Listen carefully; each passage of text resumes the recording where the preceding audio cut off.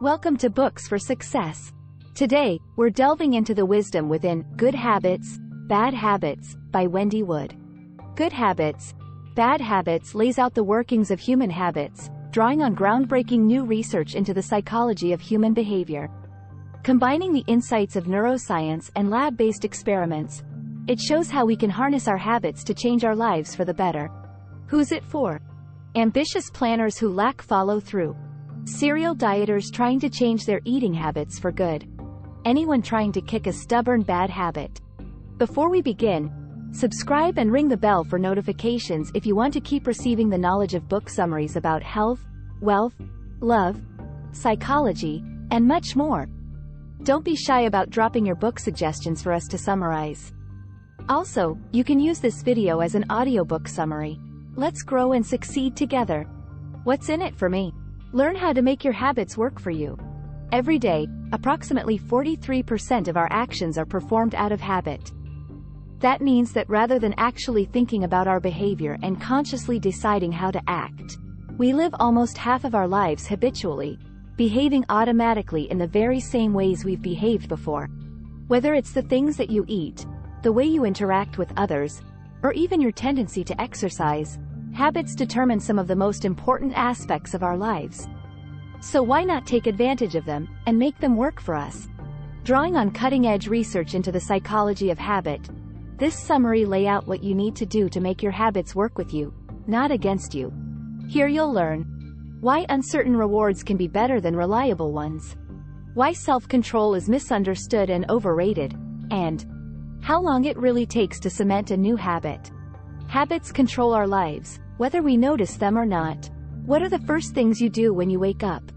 If you're like most people, your morning routine is probably fairly fixed. You might just shower, dress, and hit the road. Or maybe you have to feed and dress your kids before you start your own day's work. Whatever the case, you probably didn't actually decide to do many of the things you found yourself doing this morning. There was no inner debate about whether to shower, or whether or not to make a coffee. Without any conscious thought, you just went ahead as you always do, showering, dressing, and brewing yourself a drink. In other words, you acted out of habit. The key message here is, habits control our lives, whether we notice them or not. Whether it's our morning routines or our exercise regimens, habits influence our behavior more than most of us know. So why do we so often overlook them? Because habits operate below the level of conscious thought. You see, habits differ from other mental processes, like decision-making and willpower. These occur at the conscious level of the mind. When you hem and haw about which cereal to buy, you're fully aware of the thought process you're experiencing. It's a thoughtful cognitive process. Habits, on the other hand, work below the level of conscious awareness. They don't really involve thought. Instead, they're non-conscious repetitions of actions you've performed many times before. Many of the things we do from day to day, both good and bad, are habits. It's habit that makes you signal before you turn. It's habit that makes you kiss your spouse when you get home from work. And it's habit that keeps you eating the junk food you've been meaning to cut down on for months. Recognizing the outsized role that habits play in our lives doesn't strip us of agency, though. After all, habits are malleable. You can always lose the ones you don't like and gain a few you do. In order to do that, however, we need to take a look at how habits work. Habit influences our actions more strongly than self-control does. Have you ever made a New Year's resolution? Most people have. Whether you promised yourself that you'd quit smoking, start jogging, or save a few grand over the coming year, you probably woke up January 1st brimming with confidence and enthusiasm. But did it last? If you're like most of us, not really. Bit by bit, your eagerness faded. You failed once, and then twice, and pretty soon you stopped trying altogether. Unfortunately, that's just the way many resolutions go. But why? Do we lack self-discipline? Do we not want to achieve our goals? Or do we simply not know what's good for us? It's actually none of the above. There's another answer. Here's the key message. Habit influences our actions more strongly than self-control does.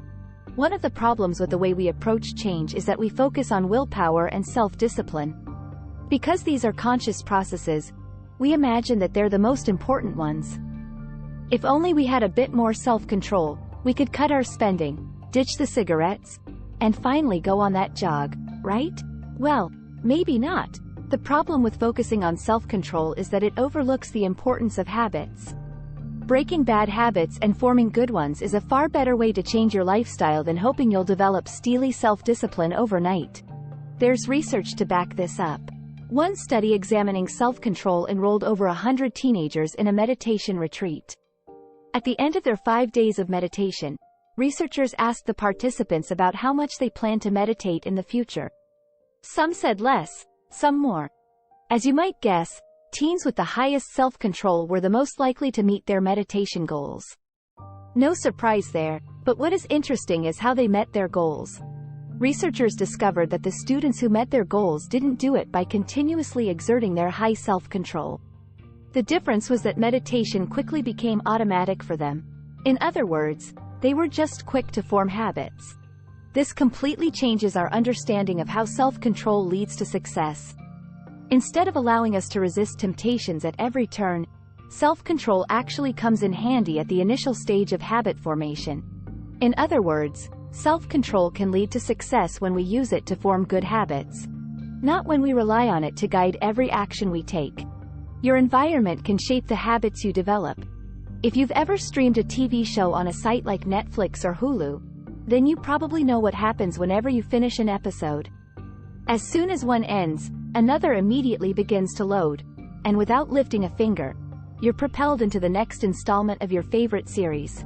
Maybe you find yourself watching more TV as a result. Maybe you develop the habit of binge-watching TV shows, going through a season or more in a single day. In psychological terms, we can call the automatic queuing of episodes a driving force. Put simply, a driving force is an aspect of your environment that encourages you to behave in a certain way. In this case, to watch more TV. But what does that have to do with habits? This is the key message. Your environment can shape the habits you develop. The term driving force was coined by the German-American psychologist Kurt Lewin. Lewin argued that behavior is a function of a person and her environment. That's a memorable phrase, sure, but what exactly does it mean? Well, according to Lewin, human behavior is determined by two types of forces. Internal forces, like fears and desires, and external, environmental forces exerted by the world around us. Now, we've already come across one type of environmental force, the driving force that encourages you to act in certain ways. The opposite type of influence is a restrictive force, which acts as a deterrent. To take one example, think of laws against smoking in bars and workplaces. By making it less convenient to smoke, these laws work as potent restrictive forces on smoking.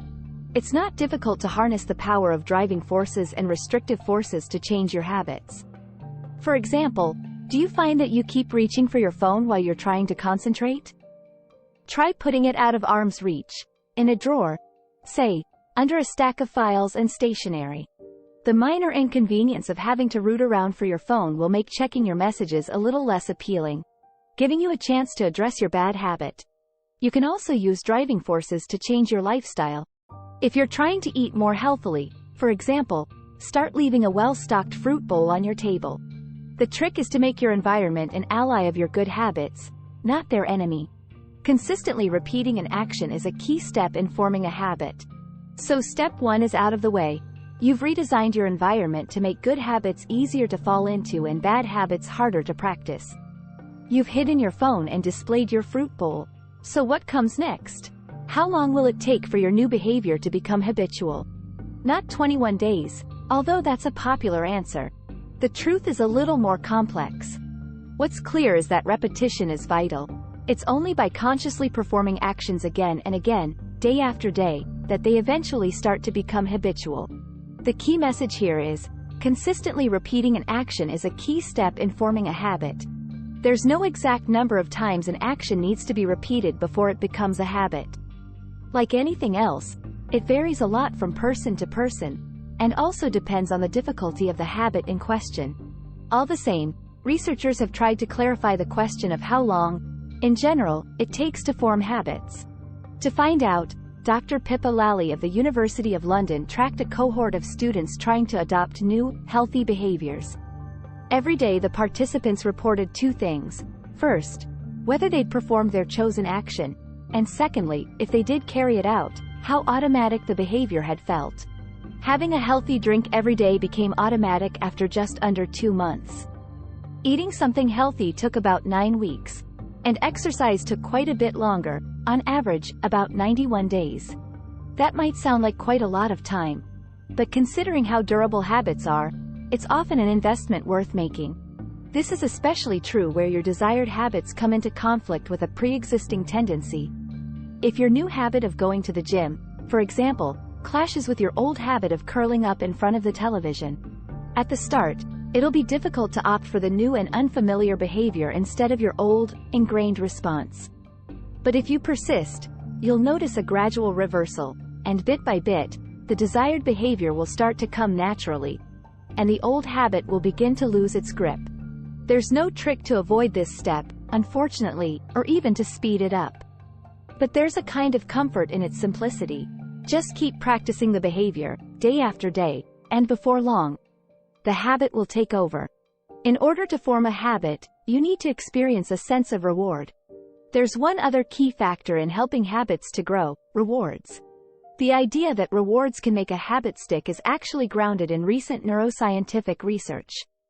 That's because dopamine, a neurotransmitter crucial to the experience of reward, plays an essential role in forming habits. How? Well, it has to do with making experiences memorable. When you get a reward, the spike of dopamine in your brain helps stamp the experience into your memory, making your desired habit take root more easily. This is the key message. In order to form a habit, you need to experience a sense of reward. When it comes to cultivating a new habit, not all rewards are equal. Believe it or not, uncertain rewards actually work best. This might seem counterintuitive. Surely predictable rewards motivate people better than uncertain ones, right? Well, no, they don't. In one study, students who played a challenging game were both more accurate and willing to play for longer periods when the points they won were determined by the roll of a dice. When the points were fixed, their performance and willingness to play dropped. The attraction of uncertain rewards is actually one of the things that keeps you reaching for your phone. Often, your notifications are just an interesting noise. Trivial emails, insignificant reminders, and endless memos. But the chance of finding a diamond in the rough, a funny tweet, say, or a flirty text, is both attractive and uncertain enough to keep you hooked. So, when looking for a reward to help a habit stick, it's best that the reward be uncertain. Another thing to bear in mind when considering rewards is that timing matters. In brief, the reward should follow the action as quickly as possible. Far-off rewards, like the promise of being able to sleep in the next morning or have a chocolate bar the following day, might motivate you to act. But because of the delay, they won't actually help your habit to take root. Because timing is so important, it's best if the reward is intrinsic to the action itself. In other words, it helps if you can find pleasure in the behavior you're trying to cultivate. So if you're trying to eat healthily, you might make the experience rewarding by choosing the tastiest healthy meals you can find. Or if you're trying to exercise, you could choose to play football with close friends. In short, if you want to write your new habit in stone, make sure to mingle your actions with something rewarding. When we're under stress, we naturally rely on our habits. Stress seems difficult to escape these days.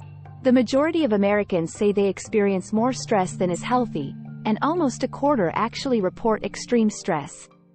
It seems the lives we're living often bring us to the brink of crisis. Chronic stress is more than just unpleasant. In fact, one consequence of stress is that it interferes with what are called the executive processes of our minds. These are the higher-order types of thinking we make use of when we think about the future, make plans, and weigh up decisions. Luckily, however, when our ability to engage in this type of thinking suffers, we still have one reliable resource to fall back on. Here's the key message. When we're under stress, we naturally rely on our habits. In stressful circumstances, our habits come to the fore. Unlike our conscious mental processes, habits don't suffer when we undergo stress.